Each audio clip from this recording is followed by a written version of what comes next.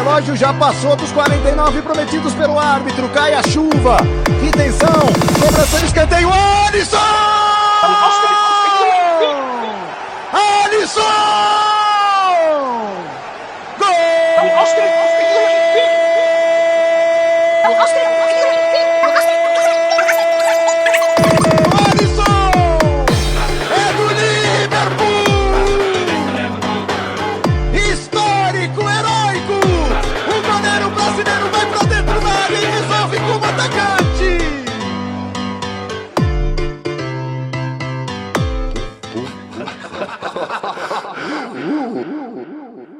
And good evening, everybody, and welcome to another episode of Pass&Move, the Liverpool LFC podcast, where we sit here and you can all get bored as we regale you with tales of wonderful flowing football and how regular an occurrence it is to watch Liverpool absolutely batter the opposition in one form or another.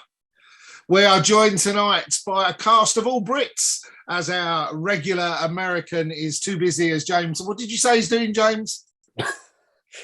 Dancing around his cowboy hat, firing his guns in the air. Absolutely right. And he's, as Matt said off here, but I'm happy to repeat, celebrating the slaughter of a whole indigenous race.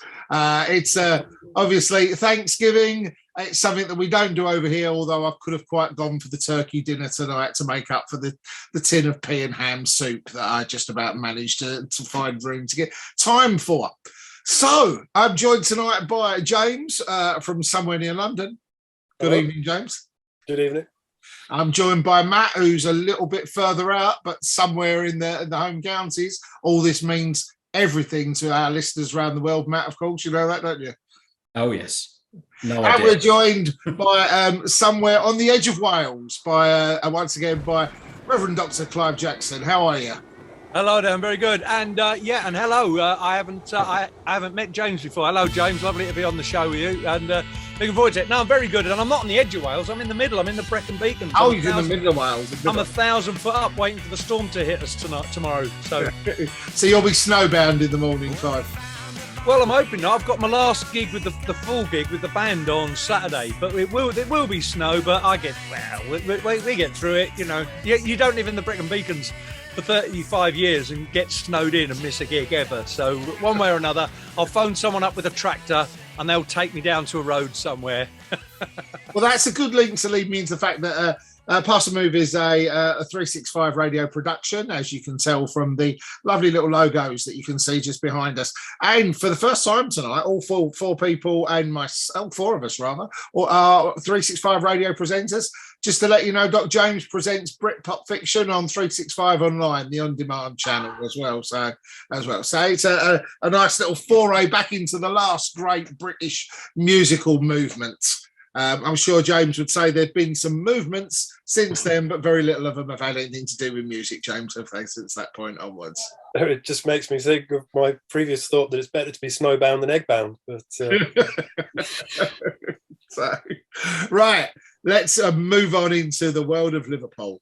We're going to go take you back to the day when the North London Schoolboys 11 rocked up to Anfield, had delusions that they could actually play a bit. Why they think they could play out from the back, I don't know. And then there was a joyous moment when their manager wrapped the game up in a little bow and gave it to us on a plate. It was Liverpool 4, Arsenal 0. It was a stroll in the park. I'm going to kick this thing off by saying, did you know, fact fans out there, as Manny's not here with his stats, that Arsenal have lost by 4 goals or more only 10 times in the entire Premier League era? 5 of those occasions have been at Anfield. And last week was obviously yet another one of them. James, what did you make of it? it's funny you mentioned that, because that was my top comment on my list of comments. Steve Wilson, the commentator, must be psychic, because he said it at kickoff rather than at the end of the match. Now it's 6 and 11. Wow. It was great. They ran around pretty fast for the first 5 minutes and looked like they were up for it. And then the manager got overwhelmed by short man syndrome, and it all went our way. See, now, James, I know that you're actually, a connoisseur of British nostalgia, and the rest of us are probably just old enough to remember it. The Doc and I definitely are, but he does look like Captain Black from Captain Scarlet, doesn't he? He's a Lego figure. Yeah, he is. He's got Lego hair, and it was a case of, don't spoil this gag, this was the voice of the Mr. Wrongs as Arteta threw his toys out of the pram, Doc. Oh, absolutely. I think Liverpool, if he loses his job as manager, Liverpool should employ him as a cheerleader, because no one could have, the Liverpool mascot, no one could have done a better job than getting the fans riled up and the team. But the interesting thing, one interesting thing for me about the game was we didn't actually start brilliantly. I thought at first we weren't that convincing, but as the game went on, and certainly in the second half, we went from not being brilliant to walking goals in, and we looked like the Harlem Globetrotters in the end. It was that last couple of goals, especially the last goal, it was pure. It was one of the best. It was a joy to behold. So for me, what I like is Liverpool used to, I think when they used to struggle, they go 1-0 up, and then they kind of struggle. Their performance would go down. But what they're able to do these days is they're able to start okay. They weren't brilliant in the first half at the beginning, but they're able to get over that and to elevate it. And it was just a joy to watch this surge come up through the game until the end. I laughed when the fourth goal went in because it was just so good. And it was kind of, I thought at the beginning of it, oh, hang on a minute, we're not great, but we came into it brilliantly. Well, James would tell you that there's been a history, James, of wonder keepers having the game of their career at Anfield, haven't there? And I think Mr. Ramsdale thought Matty was going to have one of those at the start of it, didn't he? We did. We always seem to have keepers who pull out worldies. That always seems to be our thing. Like even average keepers like Ramsdale, who is average. Yeah, it was a strange situation. But I think the Doc's right. We started sluggishly. And as I said, then Captain Black decided to have a little go at Jurgen. And I've sort of gathered, I've read many things about this, but apparently it was a culmination that led to Klopp. I mean, it is Klopp's current favourite hair shirt to wear is that who's picking on Sadio Mane this week's shirt, isn't it? It's as if managers have sort of got together and thought, well, you can get at Mane, you can try and wind him up, which but apparently that Arteta was appealing for everything, absolutely everything. And when Klopp saw him trying to appeal for what was a nothing challenge, he just poked the bear just that little bit too hard, James, really, didn't he? Yeah, I mean, I don't know who was pulling Arteta's strings. I heard on an Arsenal podcast earlier this week. Hang on a second, I've got to do this. It must have been Jerry Anderson, isn't it? Exactly. I was wondering if with our pressing game you could call our front three the Angel Interceptors. But... Hey! Well, you could say that result was by destiny. Have we done them all? You know now? Slightly too much about the Angels. You know the name. That's a little bit weird. Come on, who didn't have a crush on Destiny Angel when they were a child? She was a puppet. She was a puppet, yeah. But she certainly knew how to get wood. So, however, I say that, but I did have a crush on the Cadbury's chocolate bunnies. Hey, Mr. B, why are you buzzing around? Haven't you heard of Cadbury's Caramel? See, as the creamy tasting Cadbury's milk chocolate melts with that dreamy caramel. You just have to take everything really easy. Oh, looks like someone else could do with some. Take it easy with Cadbury's Caramel. So you're excused. Exactly. Yeah. He didn't. Curbs in all the right places. Do you know who the voice of the Cadbury's chocolate bunny was? Yes. Miriam Margulies. Yeah, brilliant. Yeah, it was. Well, Doc, you would have been Wow. entirely the wrong gender for the Cadbury's chocolate bunny. Well, I could have tried. Exactly. We were saying, James, all the way back to what we were saying about dear old Arteta. Then. Yeah, I heard on an Arsenal podcast that I do have to admit I listened to. He's an incredibly serious man, and you could never have a laugh with him as a player, and he's the same as a manager. And it just looked like he'd wound himself up to the point that when he went out there, his team sort of, like I say, they ran around like madmen for the first 5 minutes. they got over it, and he was still wound up and totally frustrated on the bench. And as you say, he appealed over that nothing challenge with Mane, completely lost his rag. And then it might have been Matt who said on the Facebook group, it was a classic case of hold me back, oh, someone hold me back, as he went at Klopp and realised that, again, a bit like Kanate and Fred, it was a little man looking up at a big man thinking, I've bitten off a bit more than I posted my money's on the German fella any day in that argument as well. It was he's not worth it, Mikel. He's not worth it. It was bizarre, to say the least. And it had exactly the desired effect, because I think Liverpool took that as an affront. The Liverpool players do not like someone having a go at their father figure. As you said, Doc, the change in pace, the up in acceleration, and all of a sudden Arsenal didn't have a fucking clue what was going on from that moment onwards. We upped the speed, we upped the pace, we upped the intensity of the press. I love it when a team thinks it can play out from the back, Mac. I love it when they actually think they're good enough to play out from the back and they genuinely haven't got a clue on how to do it. Well, they were good enough to play out the back against Norwich or whatever other bum team they played to go on their 10-game unbeaten run. But when they come up against a team that they want to be like, then, they're screwed because they're not that good. Exactly. So thoroughly entertaining. Sadio Mane started the route, as it was, with a terrific header. And then what a goal. I mean, one of my favourite goals of recent years is Bobby Firmino's one, also, funnily enough, against Arsenal, also in a 4-0 win, where he sat down half of the Arsenal defence before slotting the ball away. So Jota thought, I know, let's do a cover version of that one, shall we? What a finish, Doc. It was amazing, wasn't it? I picked exactly the wrong time to come to you there because you've just started a Jaffa cake.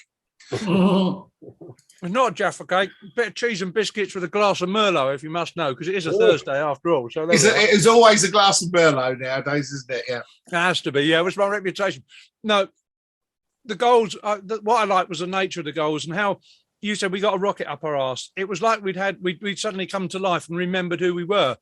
It reminded me, strange enough, of Status Quo. They went through a dodgy period in their career, right? Stay with me on this. Bear with me. Bear with me, right? They went through a dodgy period. And then they made a great album out of the blue. And Rick Parfitt said, well, we went in the studio and suddenly we started to go, da, da, da, da, da. And he went, oh, God, that's what we used to do. And so in that game, it was kind of like Liverpool suddenly went, oh, hang on. This is what we are. They suddenly found their identity. That dodgy start just went like that, the Arteta moment. And suddenly every goal was poetry. Brilliant. And as I say, the last goal, wow. Yeah. It's great when you can come on the pitch after 48 seconds and make a complete mockery of the opposition, isn't it, as well? Score your first Anfield goal in the Kop end, a 4-0 rout. And you could say that Jurgen had been watching good old Harry Maguire with his celebrations there towards the visiting supporters, couldn't you? As he cupped his ears and basically listened for the non-existent squealing of the North London choir boys. Just a joyous result. I've got two elder children who, unfortunately, when I was being a liberal younger father, I allowed them to choose their own path in football, and they chose to follow their grandfather and support Arsenal. I've made their life's misery ever since for that very, very, very sad decision. I now don't even have to contact them on days when we play them, and they don't contact me, and the whole thing works really well. And then we resume normal family behaviour the day after the game, with them being just that even more a little bit kowtowed in it. I do, though, have a mate called Ray who won't be listening to this podcast, who was I was his assistant manager and he was my assistant manager at different times at different football clubs. And Ray is a rabid, gobby Arsenal shite. So one of the best put downs I ever saw was Wayne Rooney to Piers Morgan when Arsenal were thrashed 8-2 by Manchester United. And Piers Morgan said of all the tweets he's ever had, and he's had some crackers and he's had some abuse, the most hurtful tweet he ever got was when he opened up his phone and he had a tweet from Wayne Rooney and it had a winking emoji face with, all right, mate, next to it. after the 8-2 result, which is very, very subtle for Wayne Rooney, and you can only think that perhaps Colleen helped him spell it. So all I did was I use that now every time we beat them. But fortunately, a 4 looks very much like the letter A. So it goes, all right, mate, with the A replaced as a 4. Surprisingly, he never replies. I imagine you won't get any replies out of Tavares this week either. No, well, heaven must be missing an angel because he can't get many out of her. But did you see? I don't know. We posted it in our Facebook group. Like, he made a fantastic press statement the day before the game that Salah doesn't know who I am now, but he'll certainly know who I am by the time we finish the match tomorrow. Well, he wasn't lying. Yeah, he was our chief assistant. He was, yeah, he was fantastic, wasn't he? Yeah, he was queuing them up all over the place. That goes down with Suarez saying when he came to Anfield with Barcelona, saying, "I'm not going to celebrate in front of the Liverpool fans."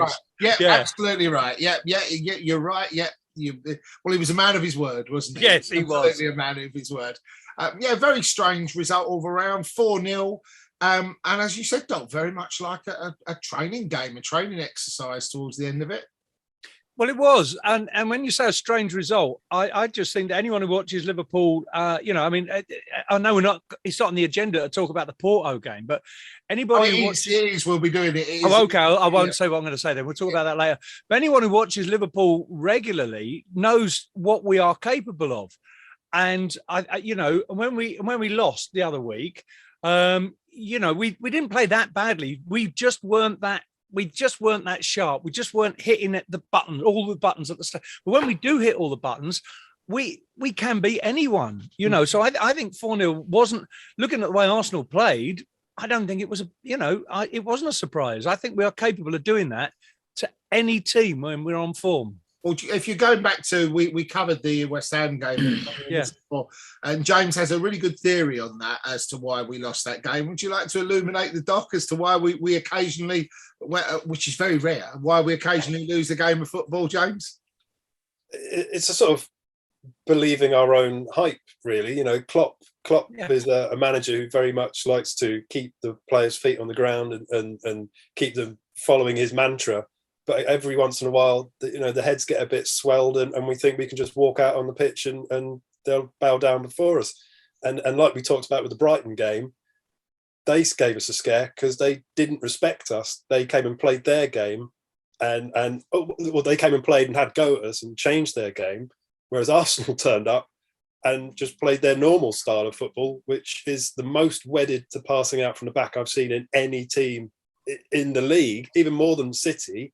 Arteta's such a Pep acolyte that he will play even more extremely to those methods. And they were just playing into our hands for the entire game. It was ridiculous. Well, they are missing about £1.5 billion worth of players to carry out Pep's system. Exactly. But that doesn't stop you having delusions of grandeur. I bet, Matt, you're a Sunday morning manager. You must see many Sunday morning Pep Guardiolas in your travels. Well, I encourage our under-14s to play out from the back, and let's just say that it doesn't go well. Well, but we persevere. If the North London schoolboys can't do it, there's no reason why your area schoolboys can't do it either. On that subject, it was good to see. I like the unity. I like the collective spirit of Liverpool. I've always admired that. But there's just something I want to touch on as well. It comes back to the goal, the third goal, the header assist or first assist or whatever you call it, the headed pass from Jota. I think it's just magnificent and has been totally excluded in all of the analysis. That flick on for Mane is amazing. And now let's be totally honest. If Mane's first touch had been better, Salah wouldn't have been scoring that goal, would he? No, it was what I said earlier. We'd gone into Harlem Globetrotter mode by that point. We really were. And it was just a joy. At those, especially the last two goals were just a joy. I think anyone... Because we're Liverpool, well, we're not, I'm not, no, you know what I mean? But because it's Liverpool, people, when you get other fans, and people say like, oh, neutral fans must appreciate this. neutral fans won't appreciate it because it's Liverpool. They just want to put. They don't want to appreciate it, which is a shame, really, because they miss some amazing football. But there we are. That's their fault. They do indeed. Okay, we just want to touch on, obviously, is everybody taking in the new TV show that's going around at the moment? And I'm not talking about the one with Ant and Dec. I'm talking about I'm Michael Carrick, get me out of here. Well, it won't be long now. No, it won't be long now, no. I'm sure it'll be. The reason I brought that up was, did anybody see Jamie Carragher's wonderful tweet after their Champions League result, where he quoted verbatim Rio Ferdinand, put the contract on the table, give him the money that he wants, Carrick's at the wheel. I thought that was superb, Carrick. Well, you know, the thing about that was, the manager gets the chop. I think Rio should have got the chop as a punter, because clearly he hasn't got a clue. So. Oh, yeah, James would be all for that, wouldn't you? Getting rid of Ferdinand from our television screens. Oh, he's utterly useless. But I do thank him for saying it, because it finally put to bed the old Hanson, you can't win anything with kids statement, because he's gone right over the top of it. It is the Hanson for the new generation, isn't it? That one, it's going to get repeated for all time. You could say the only Hanson people will remember from now on is Mbop, James, wouldn't it, really? I just feel that I think the only reason they sacked Ollie was because the Watford fans were singing Ollie's at the wheel as well.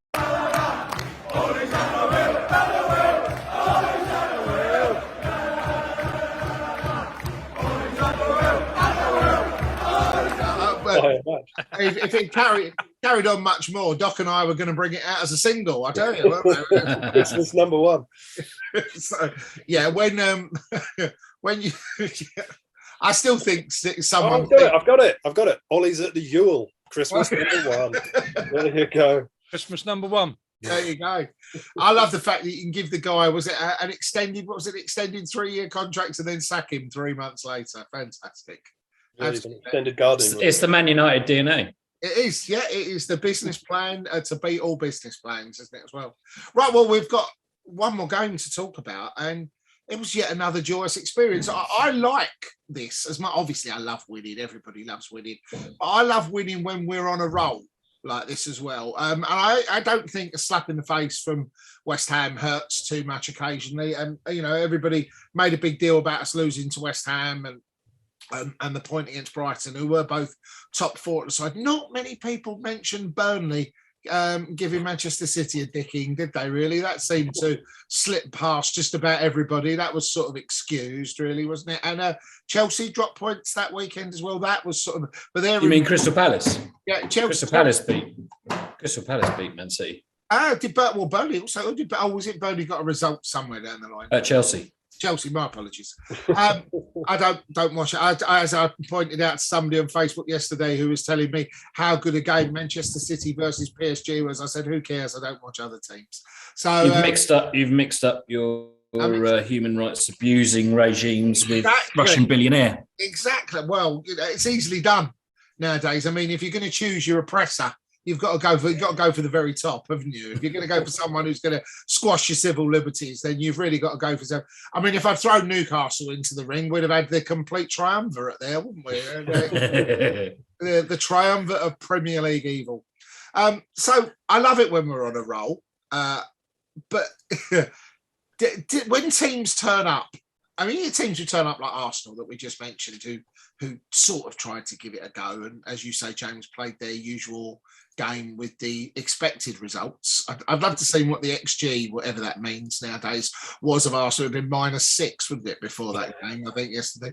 But then you get Porto, who were clearly beaten before the game started. Didn't tell the manager, though. Like, the team knew, but the manager was absolutely losing his mind on the sidelines. I felt sorry for him because he was looking at his team like, what? Who are you? I didn't tell you to do any of this. Oh, it was brilliant.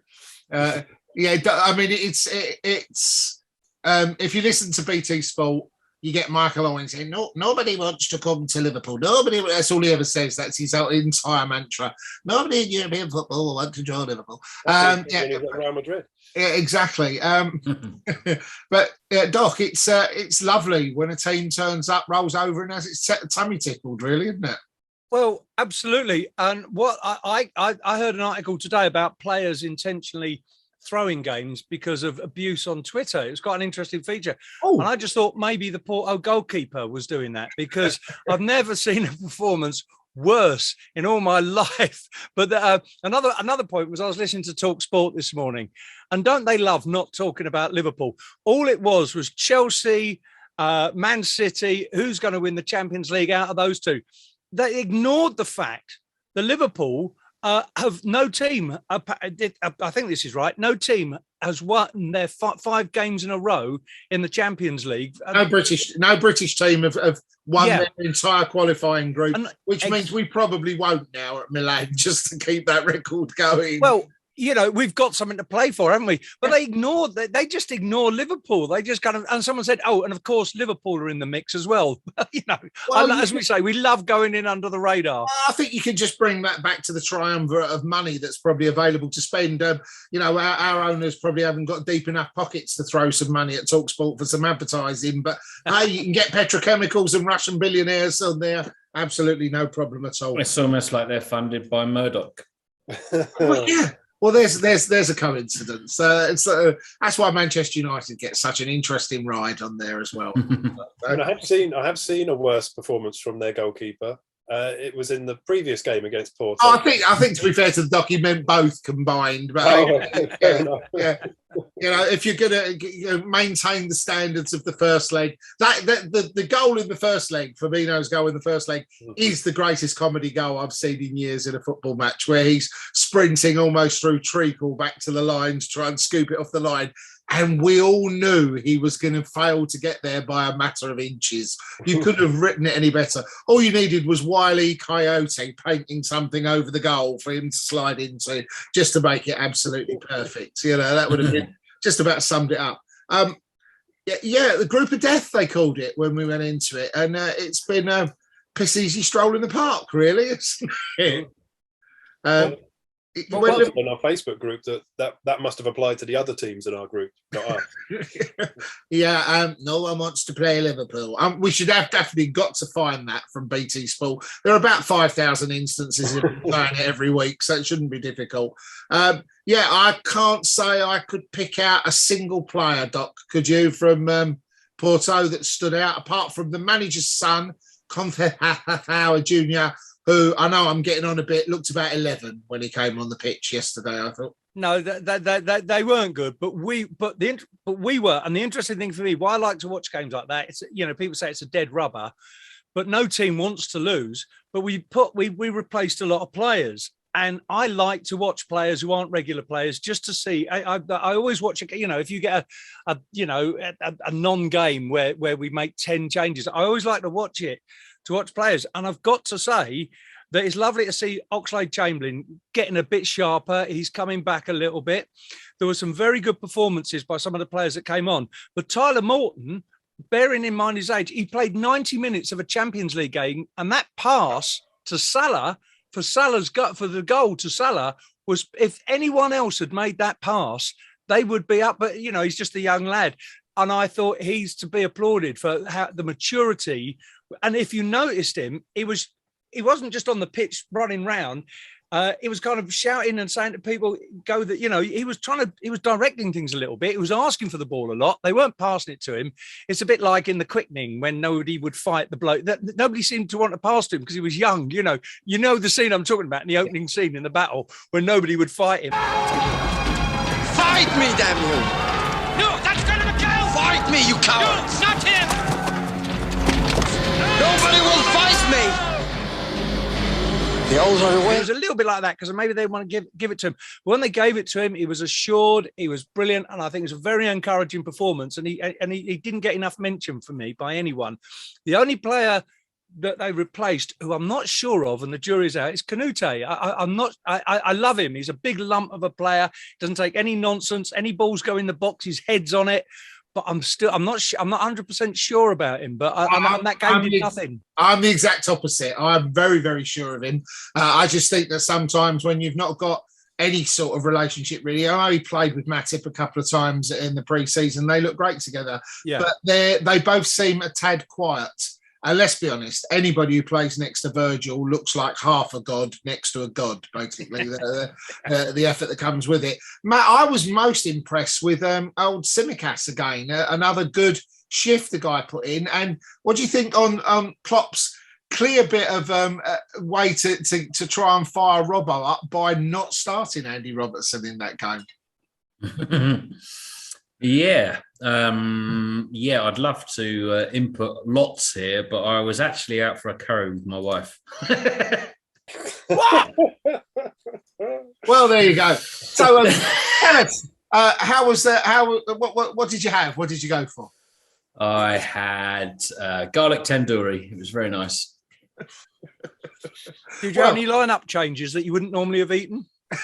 We did. We opted for a Peshwari naan on the right wing and a sheen bhaji, which was a marked change from the usual cauliflower bhaji. Yeah, well, I mean, Peshwari naan, of course, was signed by Harry Redknapp when he was at Portsmouth.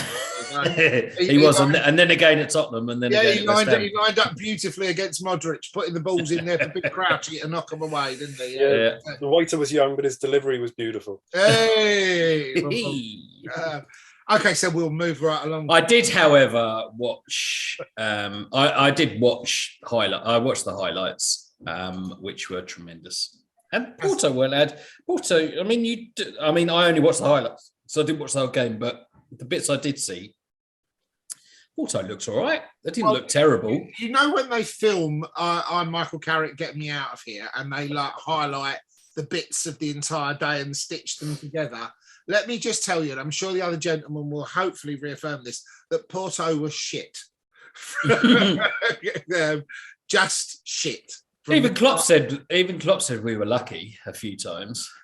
I think he was being absolutely what happens in every game of football. And we always seem to get pulled up for it, and no other team does. That in a game of football, both teams will have chances. That's just how football works. And they had a couple of chances. They missed an absolute sitter. And we just killed them with 2 goals. That challenge from Tsimikas was superb, wasn't it? To put the guy off for the sitter that he missed. And then you get the... it's a shame he's not here. You get the traditional, because he's the traditional act of a Portuguese man of war rolling around like a flailing fish out of water on the floor because he's missed an open goal, don't you, as well? I swear they must teach that stuff at like primary school or something, because all Portuguese players do it. It's like a cultural thing. Yeah, it was the second team in the week that turned up and stunned me with their tactics, and Porto's tactic was to roll around on the pitch, and the ref wasn't having any of it. No. They just kept trying it. Pepe went off after 20. One player went down twice and got treatment twice and got booed by the cop. And as you say, the guy rolled around for a pen because he'd missed an open goal. It was just embarrassing. You could tell Pepe really didn't fancy it, did he? What was it? I'm nearly 39. Fuck this for a game of soldiers chasing Salah and that lot around. You must be joking. Yeah, take me back to the Portuguese Sunday League, please. It's a lot of fun. I thought that. I think it's going to be interesting. We go into the last game of the season, the last game of the group, and any one of the three below us can scrabble for the second qualifying position. It would actually be nice to put Simpleton. I see Simpleton's team crash out, but I've sort of got the feeling that Atletico might just steal it.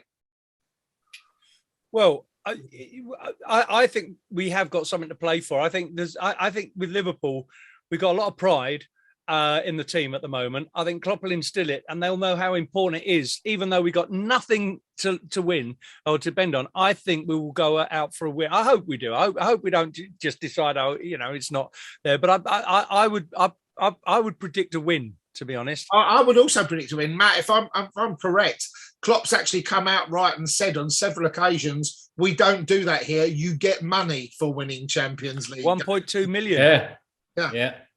Yeah, definitely.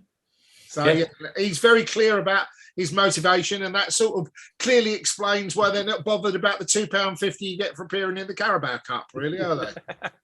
Well, if we win every game, that's quick maths, 7.2 million. It's around that. It's around that figure. So, and that's like half a decent player. It's Harry Maguire's calf. That's the best bit. Yeah. Yeah. Probably the only bit worth having, really. I mean, it's about 1/4 of his forehead. I'm not quite sure, one or the other as well. I know how United laughed when we spent the money on Virgil van Dijk for a defender. Maybe we're seeing the process of Klopp feeding through the team, that now for the first time I can remember, when the youth players come in and when the B team get played, we still win games. Yeah, I agree with you totally. They get the system, they come in, they play like Morton, and Bailey and Williams. Nico Williams, who I thought has improved immeasurably this season. So he looks so much better. I guess it's all the game time he's getting with Wales, but I mean, I don't know if I live in Wales. Sorry to butt in, James. Sorry, but living in Wales, I do follow the Welsh games, and I watched all the Welsh games. And I have to say, he was in those games. He was one of the key players. He was sensational. Yeah. His footwork's been brilliant. Yeah, absolutely. And he was obviously. I thought his recovery work yesterday was excellent and timed as well. I thought he really has come on leaps and bounds. He was a bit of a question mark, like you said about Canate, Doc Williams for me last season. But I suppose, empty stadium and all that, empty playing in front of empty stadiums, a very different pressure to having all of that. But seriously, having all of that around you, that encouragement and that raw power to feed upon. And yeah, everybody says it, and everybody had no crowds behind them. But it's just look at the referring back to the Arsenal game. Just look at the difference when the Liverpool crowd ramped it up a notch. When Arteta had a go at Klopp, there was just no living with it. It is, the old saying, the old cliche, the extra man. It makes all the difference. Well, as Shankly said, they suck the ball into the net at the Kop. So. As opposed to some Arsenal players who suck the right. Moving right along now, moving or just suck. They just there you go. Very, very good. So a couple of things we want to touch on. It's all gone very quiet on the Mo Salah contract front at the moment, but I'm fairly optimistic that probably means that we've already decided to give him what he wants. One that's up for debate, and I'm going to start with James with this, because James has a love-hate affair with this particular player. 18 months to go for Sadio Mane. Do you stick, James, or do you twist? I mean, in reality, you give him a new contract because he's a brilliant striker. He's aggressive. He runs in behind. He's an absolute pain in the arse. He's a shithouse. He scores. He's the second highest scorer in the Premier League this season. And who's the first highest scorer in the Premier League? Some guy who runs down the wing. That one season wonder Egyptian player, isn't it? Yeah, exactly. That's right. Yeah. Who one of the Sky pundits said today, I think he's getting back to how good he was in his first season. It's like, mate, he's never been any worse than that first season. But that's the kind of insight we pay money for as well. But I do have a love-hate relationship with him, because I can't think of a Liverpool striker or player who frustrates me or has frustrated me more than Mane. He just winds me up every single game with his profligacy in front of goal. He misses so many chances. He's got no brain in his head. He's like the Wurzel Gummidge of football. But he scores. Every game I'm there on Facebook ranting about how fucking shit Mane is, and then he bangs in the first goal, and the first goal is always the crucial goal. Yeah. I have a lot of sympathy for Sadio Mane, because I can't remember any Liverpool player being clearly fouled as much as Sadio Mane, and never ever getting a decision ever. I'm staggered when a referee gives a free kick for a foul on Sadio Mane. It's normally got to have involved gross mutilation, or insulting his religion for it to have qualified for a free kick. People take him out around the knees, and for some reason it never appears to be an offence worthy of a yellow card or even a free kick. It's because he's always smiling. There has to be that chat that goes on amongst referees and officials. There has to be, because I don't see it, but I do agree with you, James. He is a terrific shithouse. He's just, as we had a conversation on the Facebook page about this. Mane, I'm of opinion that Millie and Robbo are king of the shithouses. James said Mane. I said the difference in being a shithouse and just being Sadio Mane is Sadio Mane is just a tad too obvious about it, because the fact when he's not smiling, as you mentioned there, Matt, is when he's kicking people. Actually, when you say obvious about it, could we just say something about Milner, his yellow card yesterday? Well, I don't want to go to Italy, yellow. Yeah. Well, yeah, I want to miss next game, so I'm available. Brilliant. And he just kind of got the yellow card. He just walked away thinking, yep, that's that. I'm fine now for the next for the last 16. Brilliant. And many years ago, in Pass&Move's very first incarnation, James and I had the joy of spending an evening with the incredibly large, very loud character that is Neil Ruddock. Welcome to my world. Didn't we, James? On more than one. Yeah. We went to his house, we interviewed him, and he told us a wonderful story about in 12 years as a professional, over a 12-year period. I'll give you, this is tonight's quiz, and James is excluded from it. You can have one guess each. How many Christmas Christmas periods, match periods, did Neil Ruddock play in over 12 years, Matt? None. Doc? Because he said none, I'm going to go one. None is the correct answer. He admitted that he got strategically booked or red carded every December so he wouldn't have to play in the hectic Christmas schedule. And his actual words, James, to us were, fuck playing on Boxing Day, that's for idiots. Yeah. That goes back a true professional, Neil, to the very end, doesn't he? Yeah. I think that goes back to the days when Gazza was going out with Chris Evans, and said to the manager, who I've forgotten whose manager was at the time, said to him, can you sub me 20 minutes before the end? Because Chris Evans is meeting me outside. And he did. It used to happen in those days, didn't it? Well, Doc, it's funny you should mention that, because the famous TFI Lost Weekend. Yes. I was on that. Whoa. Yes. Kudos. I was one of the men, because we used to do a lot of work and we were in the bar at TFI Friday, and I used to talk to Danny Baker quite a lot. And Gazza decided that they were all going out on it and arranged for a fleet of 28 taxis, I think, to turn up to the Riverside Studios to take everybody out on the crawl. Now, I must admit, I bailed about 2:00 the following morning with an awful lot of other people. But I wasn't at all surprised to hear that Monday lunchtime they were still out on the Raz. There you go, from the Friday night as well. So, yeah. But it was an entertaining night. It was a great way to spend 5 or 6 hours. And then I thought, I'm going home after this. This is all just getting a bit too much now as well. But, it was good laugh. It was a very good laugh. But, Chris Evans can drink. He can seriously drink. Do you remember when we did a pod with Neil, and we all went for drinks in a swanky London bar near Liverpool Street? I do indeed. And was it an Arsenal or a Millwall fan came up to him? Was it an Arsenal fan? I think it was an Arsenal fan, yeah. And, shook his hand, and Neil was like, oh, yeah, all right, a selfie and all this. And then as we left, we all said, who paid? And Neil's like, oh, that bloke did. He just doesn't know yet. He told the barman, oh, it's on him. We all sloped off.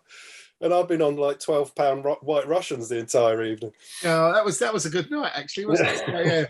We used to record Pass&Move in a swanky little office suite near Liverpool Street Station, Doc, as well, you see. So that's where we also have to go to meet our regular hosts and team at the time. Those were the days, James, wasn't it? Schlepping it up there, carrying tons of equipment to a hotel suite where everybody else just swanned in, sat down and said, where's the script?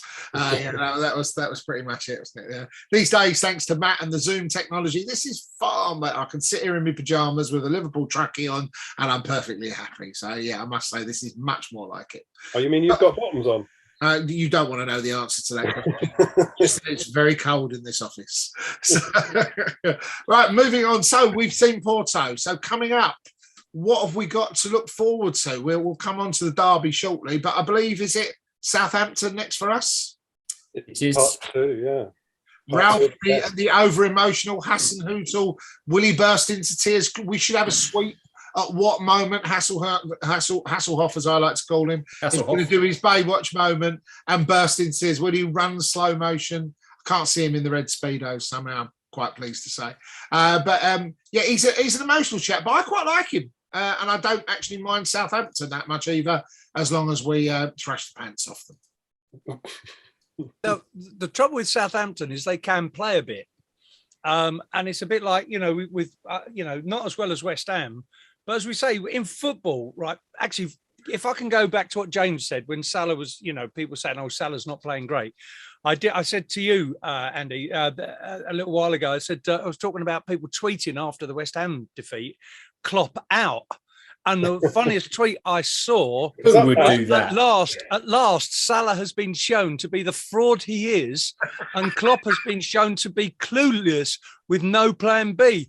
And you thought, this is just, these people don't. You do know that was Matt, don't you? Who tweeted that? Don't you? That's definitely Matt. Matt puts whenever something goes slightly wrong, we give a free kick away. We have a Facebook thread, Doc. You'd enjoy it. It's about anything from like 10 to 30 people involved in the whole game from the moment it kicks off to the end. It's quite good fun. And it's a good way to purge your soul of when it's not going quite so well. But when everything goes slightly wrong, right, we concede a free kick in the opposition's half. Klopp out. He will put Klopp out. This team don't know what they're doing. It's a joke, basically, don't you? Yeah. I've got a guy, when Klopp was first there, and he was settling in, there was a lot of Klopp outs, and I used to take the mick out of them, and I have still got a bloke on Twitter who still to this day, when we lose, he messages me with a sense of irony, Klopp out, but these people were serious, and they just don't understand football, that it's based on events. It can be a yellow card, it can be a red card, whether it's warranted or not. So Southampton, I'm hoping we're talking next time about a comfortable victory, because that's what should happen, but it might not happen. And that's why it's football. Otherwise, you may as well get the teams at the beginning of the season. Someone go, yeah, well, they'll beat them. Yeah, they'll beat them. They'll be, and then there's no need to actually play. But for me, it's one of those dangerous games that I think we might have struggled with a year or 2 years ago, but it will be a good test to see if we do fly through it, and we should do. Well, what we've done historically when we play Southampton is anybody who's any good, we buy them. Except they've sold all their good players now, so we're not. I know you've still got Pep Guardiola's golden child who never went to City, haven't you, Nathan Redmond? Who Pep seems to encourage in every single game. It's a bit like watching that creepy bloke in the park coming up and talking to your kids, isn't it? Putting your arm around them, a bit like, I thought you were very good today. Yeah, piss off. Go away. Stop coveting my players in open, Mr. Guardiola there. It's not right. You shouldn't do things like that. What do you think, Matt? Banana skin, or you're going to say 8-0, aren't you? I think there's no banana skins. It's just if we lose, it's because we generally play badly, or the other team actually put an effort in. Most of them give up before we even start. So it's like, I don't know. He's like completely wedded to 4-2-2-2, isn't he? So which sort of suits us, because like Salah usually has a field day, and Mane. I don't know. I mean, it will be hard because they run. Yeah, and don't stop running. They are a decent running side. I think it'll be comfortable. James, what about you? Well, it's part two of the test that I spoke about in the last podcast. In that, we've beaten Arsenal, and now we have to see who turns up against Southampton. Either we carry on this run, we go on another unbeaten run, or we prove we are inconsistent big time Charlies and we drop points against Southampton. So, or we rehire Brendan Rodgers, is what you're saying. Well, no, he's off to Man United. But United manager Brenda. I mean, the most exciting thing about the Southampton fixture will be what outfit from Burton's Menswear Hassan Hoot will be wearing this. That three-piece with that waistcoat was, that was proper dapper tweed he had on there, didn't he? I don't know what charity shop he got that out. He's been getting gift tokens for his birthday. I don't know what's going on. It's he's had a makeover or something. It's where it all goes wrong. Brendan got his teeth done, and the results went out the window after that, if you remember. Possibly sleeping with his one of a younger woman behind his wife's back probably didn't help either as well. There you go. Why not bring added pressure on yourself when you're not in the spotlight as the manager of one of the world's biggest football clubs? Who can understand the way these people's minds tend to work? I just want to talk about people affiliating this loosely to managers who managed in Scotland. Stevie G at Aston Villa. How's it going to go, Doc? Well, I'm glad he's gone there, to be honest, because I think everyone kind of had this idea that he might go from Rangers. Oh, but just backtracking a little bit, talking about the contract issues, food for thought.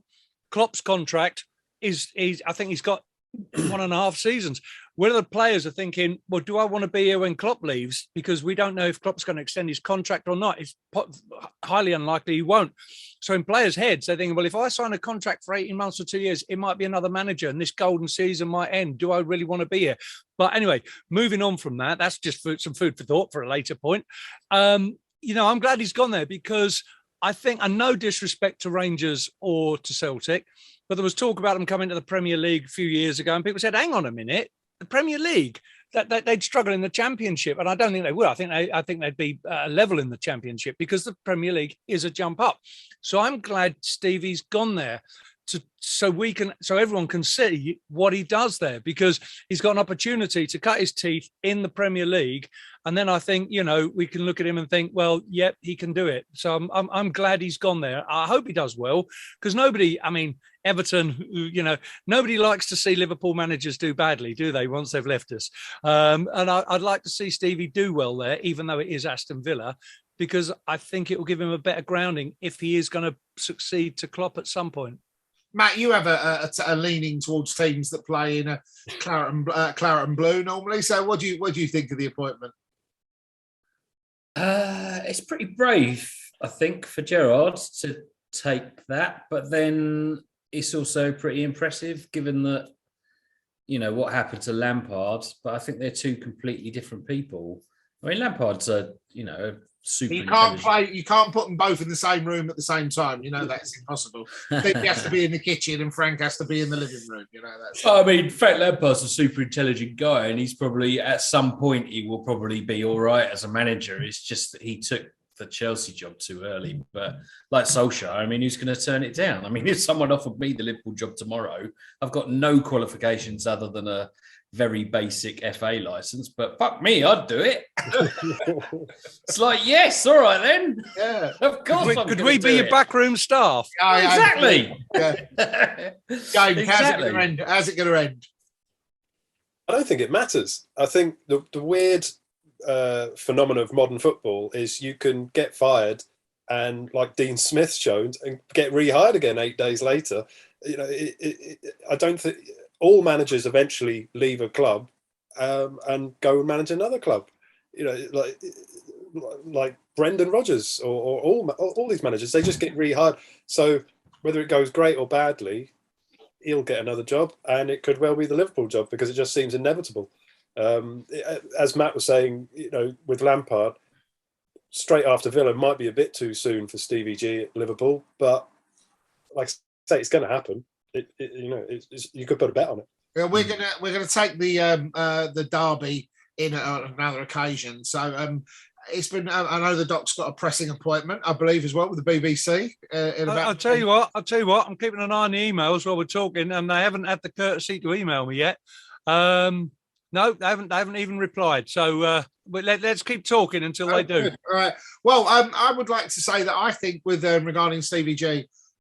There's a couple of things that have been rumoured going around, and I think there's a little bit of potential joy on this, that Liverpool would be prepared, and I can understand why, that if Jurgen wants a year out, that they'll give him a year out, that they will keep his team in place, his coaching team in place, and give him a year out. They'll give him a year's hiatus to go away on a gap year, troll around German football, watching Bundesliga games with his kids, and then come back a year later. That's something I've heard mooted that's maybe offered to him if he doesn't want to extend his contract. Wouldn't be the worst decision in the world. You'd at least have continuity. The other thing, I think it's right. I definitely read this, but whether it was in the realms of the twattersphere or it was actually got some grounding in truth, is that Stevie G's Villa contract expires at the same time that Jurgen's Liverpool contract expires. Well, that's poetry, isn't it? It's interesting, the year out thing, because as a Liverpool fan, you know, Klopp's he's obviously navigating his way through this with his family as well.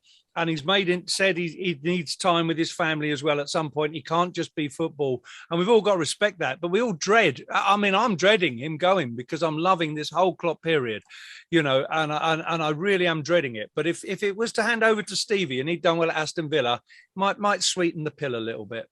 Well, from what I've read of the way he literally took Rangers by the scruff of the neck, he's taken a lot from Klopp and from Houllier, Joe, as well, isn't it? In his managerial way of doing things, not so much from Rafa. In the fact that they actually try and attack people. But he seems to have taken a lot that he said he learned from Houllier, and definitely from the brief time he spent on the coaching staff and you know, chatting to Klopp.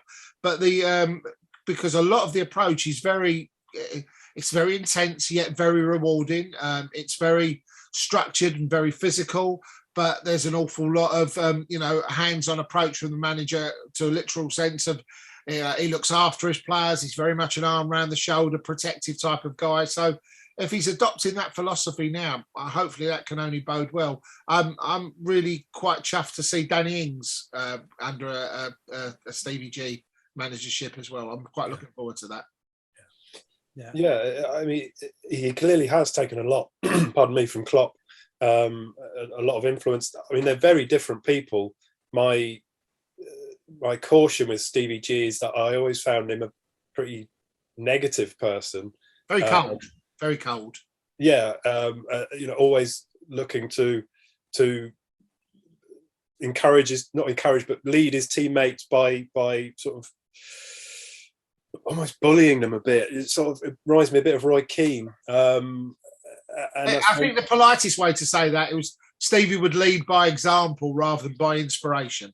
Yeah, which is very different to Klopp, who is very much an encouragement management. He's very positive. So it'd be interesting to see how it goes. Like I say, I think it's inevitable. I think my bigger concern, is Edwards at the moment. You know. Yeah, well, again, if you read into that, there's a line of succession that's been quite well set up. I mean, if you look into that closely, it looks like that for the last 3 or 4 deals, all Mr. Edwards has done is ring up and put the two parties together and just let the rest of his backroom team get on with it, and they're staying. So that's quite encouraging. As long as he leaves his little black book or some clever little scouser has it out of his pocket when he's not looking, then we'll all be fine. There's no little black book. It's just a giant database of everybody with pictures of them with sheep and incriminating evidence that he can use. So on the news front, the transfer that we all predicted, that you heard here on Pass&Move, is looking like it might happen, as Origi has been offered and Newcastle are sniffing around the Liverpool striker. Really? Yeah. So, Shu, how much are we going to club together for the taxi? The rumour I heard so unfair, Lord Origi. The rumour I heard today, though, was that we're not going to let him go in January, which is disappointing. And then, of course, Newcastle have been linked with every player in world football, including Mbappe today. So maybe Mbappe. They can only spend 200 million. That's true. Yeah, well, they can borrow him for a week, then, Matt, couldn't they? Really, they'll have Mbappe for a week. Yeah. That sounded like, whatever that noise was, it sounded like the opening bars of Our House by Madness. That did to me. Similar, yeah. Like it. I thought it was a TARDIS. Yeah, Matty wears his Sunday best. So we've got the bitters then, if we're going to go into that, if the doc's not going to disappear. So the derby's coming. Well, I have just had an email. Yeah, no, so it's all right. I've got 12 minutes. Right. Well, we'll only take 2 to take care of Everton by the sound of it as well. So, Dick Charlie's son. Sorry, we've ghosted straight past the subject that we should have touched on. Porto, what a fucking goal! Yes. Oh my God. What a goal! It had echoes of Jamie Redknapp in his pomp. Oh, what day was that? There is nothing better than a daisy cutter flying into the corner of the net, isn't there? You know, it's all technique. Echoes of Olympiakos, James, as well. That didn't it, as well? What a hit, son! What a hit! You know what a. How did you see that? If you were having a curry. I saw that. It might have been on the highlights. You never know. Oh yeah, possibly. Yeah. Just a guess. I just wondered why Thiago followed Matt out and got a hair transplant. That's the bit I was all confused about. Yeah, did you see his hair? Where's all that come from? All of a sudden, exactly. That wasn't there on the high. That wasn't highlights. Boom, boom. That was au naturel. Yeah. So moving back to the bitters, Dick Charlie's son and the Cloggers. We've got them in just over a week's time. I think, is it the 1st or the 3rd of December? We've got them. 3rd, I think. They haven't won a game since 1856 or something like that. By the way, I need to point this out as well on this subject. If you're on Twitter, please look at the account Everton Basher if you don't follow it. It is absolutely hysterical. Absolutely hysterical. It is... 3rd of December, sorry. Yeah, if that guy ever becomes his identity ever becomes known, I fear for his life actually in Merseyside as well. Yeah, it's an interesting game. I don't think it's going to be blood and thunder, and it'd be interesting to see how Agent Rafa plays it. Doc, what do you think? Well, it's going to be the first game, of course, that Van Dijk's played against them since he had that slight accident where he accidentally ran into the goalkeeper. So it's going to be interesting about that. I'll be watching that to see how that behaves when he trots up to the box for crosses. Well, he's going to get booed, isn't he, for the entire game by the Everton fans? What, for daring to impale himself on your Jordan Pickford, you bet? Exactly. Yeah. It's going to be, well, again, it's a bit like, because it's a derby, it's a bit like the Southampton game, except there's a bit more of the dice rolling involved.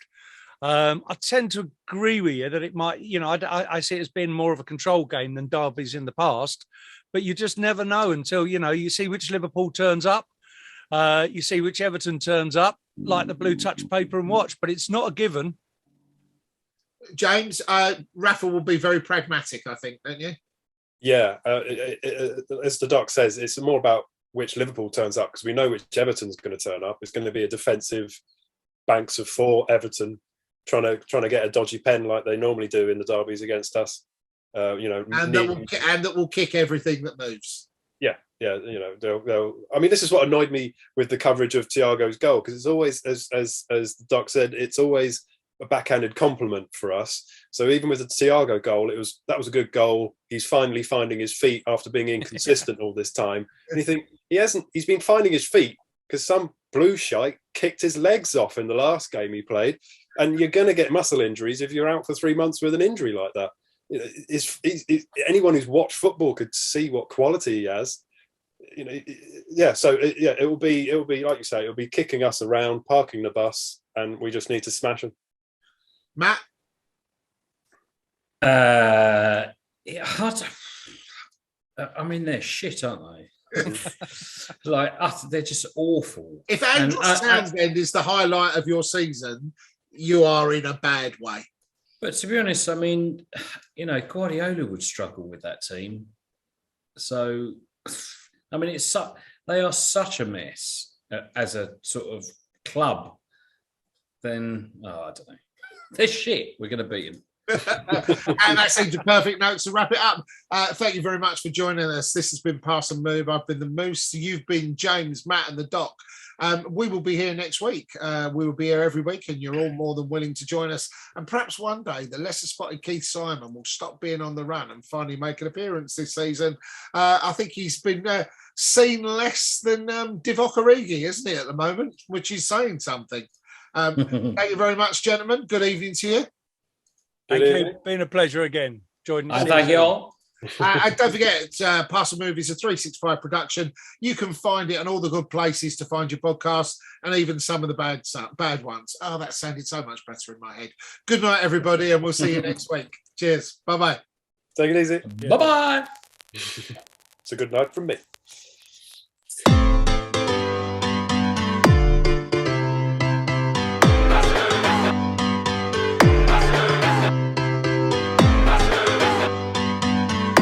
Google relógio já passou dos 49 prometidos pelo árbitro. Cai a chuva. Que tensão. Cobrança de escanteio. Alisson! Alisson! Gol!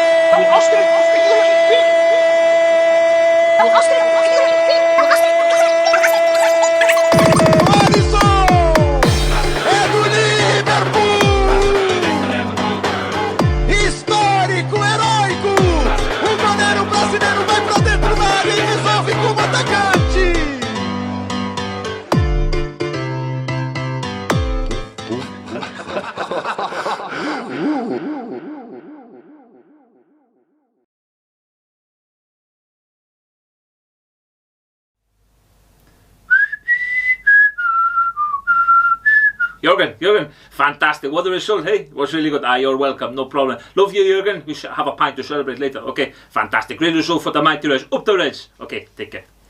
Hello, Agent Rafa. Hello, sir. Yeah, you've seen it. Ah, you are more than welcome, sir. It is going fantastic, sir. They plan to destroy Everton Football Club. He's going really, really well. Hey sir, 4-1, yeah. It was the worst defeat at home in about 40 years. Yeah, thank you, sir. The master plan was really good. Hey sir, did you see Seamus Coleman tried to chase Mo Salah for the goal? He's 79, trying to chase the best striker, and the planet of the football club was really good. Yeah, fact. Yeah. Oh, sir, it was really fantastic. Did you hear the boos after 20 minutes? That's my new ringtone. Boo! That was fantastic, sir. I know. I've spent 25 quid, and they want me to beat one of the best sides in the world. I know. They're so funny. Yeah, but sir. Yeah, no, sir. It's going really well. Hopefully, I will get my massive payoff. County Road was chocker after 20 minutes. Yeah, hopefully, sir, I will get my massive payoff from Everton Football Club, about 5 million quid, like Agent Carlo, and then I go back to Newcastle United Football Club. The Toon Army will be fantastic, okay? Yeah, they're on the phone to Big Sam now. Yeah, it was fantastic, hey? I prefer Big Dunk, but you have to wait to see. Yeah, but sir, if I am in charge for the Arsenal game on Monday, here's the plan. Daniel Cadamartri and Stuart Barlow up front. It was fantastic, no? Nah, no, sir. Listen, you never know. It's Everton Football Club. They might give me a few more months, but hopefully I get my payoff tomorrow. Okay, take care, sir. Love you, sir. I'm getting a raise. The job's gone so well. Thank you so much, sir. Yeah, we are destroying Everton Football Club. Agent Rafa signing off. Take care, sir. Bye. Bye. Yeah, fantastic. Up the Reds.